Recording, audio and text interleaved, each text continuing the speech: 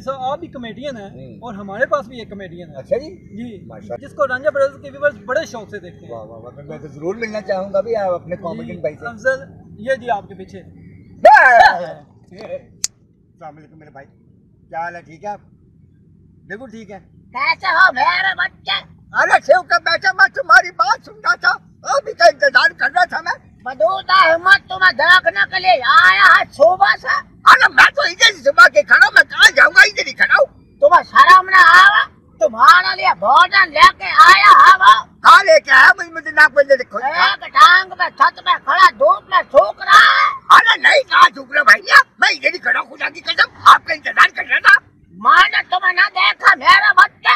मैंने भी तुम्हें नहीं देखा, इतना सा तो है, कैसे देखूंगा? पिए तुम्हें शर्म न आवे? मैं खुद से बात करो, खुदा की कसम कैसी बात कर रहे हो मुझसे? मेरे सामने कस्में ना उठाओ। क्यों? मुझे शर्म आवे?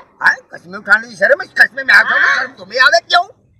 बदूता हिम्मत ने मुझे कहा है कि अब्बू मियाँ आए हैं। आए हाँ बे, नखराऊ दीदी आए आए। हमारा नाम है नवाब, इतने नवाब कुतुबुद्दीन सुई।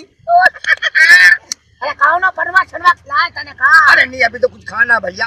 भोजन? हाँ भोजन करूँ। पापी पेट भरोगे का? अब इतना सा पापी बेटा कितना भर लूंगा? आप तो भरे गला थोड़ा होगा जब बहुत।